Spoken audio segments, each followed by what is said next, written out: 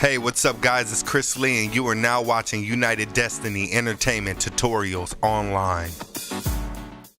Hey, what's up guys? Chris Lee back with another United Destiny Entertainment tutorial. Check this out. This is actually the fourth segment to the video series that I'm doing on how to mix vocals in Adobe Audition. Now with this particular video, I'm going to show you guys how to add some effects such as EQs and compressions and some other things like that. In the videos before this, I showed you guys how to pan your vocals left and right, get your vocals balanced with the volume, and stop your vocals from clipping before you actually start applying effects. So if you haven't seen those videos, make sure that you go watch those videos first. I have 3 other videos before this one, so make sure that you go check those out before you watch this tutorial so you can know how the whole process works out. Now, let's go ahead and jump into this particular video. The last video or the video before that, I know previously I talked to you guys about waveform. And when you go into the waveform, I told you that when you add vocals into the waveform, you basically marry the effect. You make the effects that you apply to those vocals permanently. There's pros and cons to that. If it's an effect that you don't plan on changing, then cool, go ahead and do it. But if it's an effect and say you're mixing for a client and he doesn't like the EQ or the compressor or whatever effect that you put on the vocals, you don't want to use the waveform because it's going to be permanent and you're not going to be able to change it, and you're going to have a very unhappy client. That's not what you want, because if you unhappy clients equal no money in general, okay? So with the mixer phase, this is something that we call non-destructive editing. This means that whatever effects we apply to the vocals, we can take it off or change it at any time. Waveform is destructive editing. This is a non-destructive editing in a mixer window using the plugins that you can apply or bypass on or put them off, okay? So that's what we're going to focus on right now. Right now, this is the hook, and I got the other 2 vocals muted right now. She a bad girl, she gon' make a nigga want it. Let me see you twerk it, I'm about to push up on it. She a bad girl, she a bad girl, she a... Okay, so that's what those particular vocals sound like. Now what I want to do right now is I want to make sure, I want to go ahead and set up a bus track. And when I set up this bus track, the reason why I want to set up this bus track is because I want to be able to send the vocals through a particular effect, or have certain effects go to it, such as reverb, delays, whatever, flangers, it doesn't matter. But what I personally want to do right now is I know that I want my hook and my verse to share the same EQs and compressors. So I'm going to send them through a master auxiliary track, the output that's going to control all the effects that I put on that auxiliary track is going to apply those same effects to every last one of my vocals. Now, you don't want to do this in every situation, but this is just a particular tip that I'm going to use for this video and this session only. Okay, so let's go ahead and do that. So right now, I can take, here, I tell you what. Let's go ahead and take this master out, and we're going to send it to... let's send it to bus A. And we're going to send that to stereo. Okay, same thing here. Bus, we're going to send that to bus A. Same thing here. Bus A. Let's go back to this one, make sure this is bus A. And the same thing.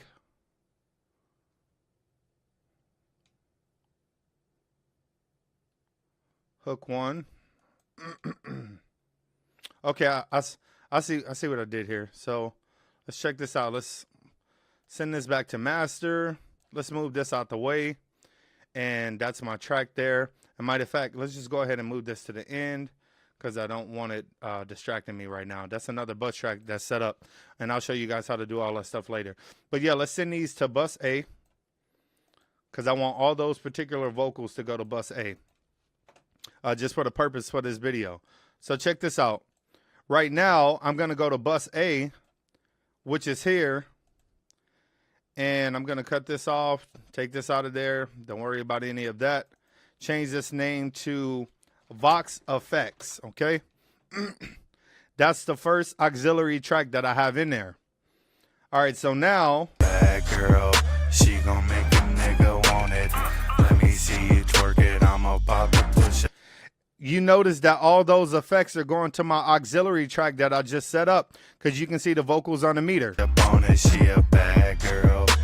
That simply means that that particular track is now controlling all those vocals. Check this out. I hit the mute button and you notice you can't hear anything. And if I unmute it, let me see you twerk it. I'm about to push up on. Okay, so that auxiliary track, my master output of those vocals are now being controlled by this track. Now I want to go in and add an EQ. Now the reason why I'm doing it this way is because before I came into Pro Tools, I already applied a little EQ and compressor with my outboard gear. That doesn't necessarily, may not be the situation for you. So for me, I'm going to go ahead and add some more compression because that's what I want. I want the vocals to be a little bit bigger. Okay, so we're going to go to, let's go to a single band compressor. Now, let's just change this back to default. She a bad girl. All right, so for the compression portion of it, we have a threshold, a ratio, attack, release, and output gain.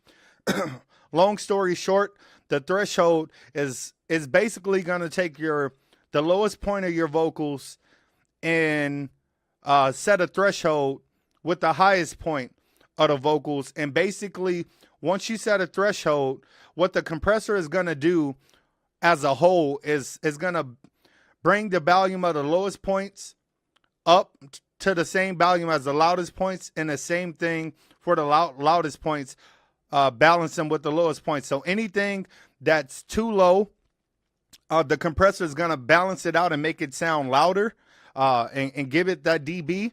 And it's going to set a threshold, and it's basically saying anything over that threshold is going to compress it down. Anything that's under the threshold, vocals that aren't loud enough, is going to compress it up and bring it to that threshold point to where the vocals are loud enough. That's the easiest way I know of explaining it to you guys. Now, with the ratio, we're going to do a 4-to-1 ratio. And that's basically saying for every 4 dB of gain, of basically compression that we do, is going to give us 1 dB of gain back for that vocal. Okay, so we're going to set a 4-to-1. That's usually a good starting point. Now let's go ahead and, before I jump into that, the attack is just pretty much how fast the compressor works for the vocals, or how fast it starts to affect the vocal. And the release is obviously exactly what it says, how long that compression is going to hold on and last on that vocal, and how fast or slow it's going to release. Okay, you don't want anything too quick, and you don't want anything too long, because it'll obviously defeat the purpose. Now, the output gain is everything that you compress or take out, or all the vocals that you compress down or make compressed or lower. The output gain is going to give you those dB back to make the vocal up to its natural or beginning stages of the volume that it had. So whichever levels it started off with, once you start to compress it, it's going to get lower. You're going to use the output gain to make those vocals back louder the way it started, okay? So let's go ahead and do that. So the first thing I'm going to do is I'm going to set a threshold point. Bad girl. She a bad girl. And you can hear it working. Check this out. She gon' make a nigga want it. You don't want to overcompress the vocals, okay? So you just want to find a good place. She a bad girl. She a bad girl. She a bad girl. She gon' make a nigga want it. Let me see you twerk it. I'm about to push up on it. She a bad girl. Okay, that's a good threshold for the compressors. The vocal loudness is pretty consistent, but still, you just want to get a nice compression going. And like I said, we set a 4-to-1 ratio. We want to go with a fast attack.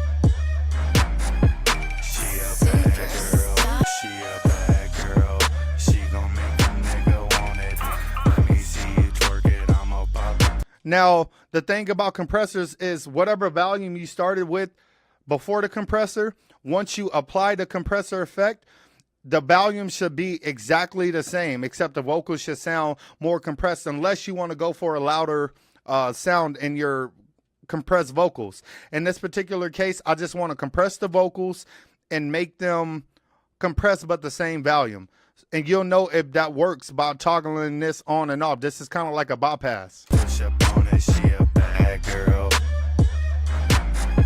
She a bad girl.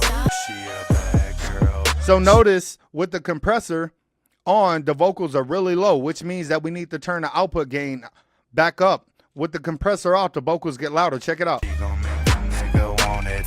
Let me see you twerk it. I'm about to push up on it. She a bad girl. So we don't want that. So now we're just going to turn up the output gain to match the levels of the original vocals before we put the compressors on it. She a bad girl. She a bad girl. She gon' make a nigga want it. Let me see you twerk it. I'm about to push up on it. She a bad girl. If you notice, I'm toggling the compressor on and off, and there's no change in the dynamic range of the vocals, which means that this is a pretty good level or area where I actually have the compressor. She a bad girl. She a bad girl. She gon' make a nigga want it. Let me see you twerk it. I'm about to push up on it. She a bad girl.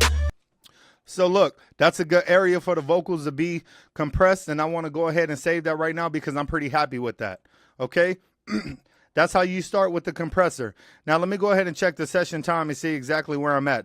All right, I'm at 11 minutes with this particular with this particular video. So what I'm going to do is I'm going to go ahead and stop this video, and you guys can stay tuned for some more effects that I'm going to be adding in the next video with some EQs, reverb, things like that. Make sure that you check out all the other videos. Please like and subscribe to this video. If there's anything that I said in this video that you didn't quite understand, just message me and I'll kind of explain it to you guys better. But hopefully you guys understood exactly what I was saying. If not, do more research. But I just showed you guys how to properly use the compressor inside of Adobe Audition, and hopefully it helped you out. So if it did, hit the like and subscribe button. Check out all the other videos. Make sure you stay tuned for the next video segment. All right, peace.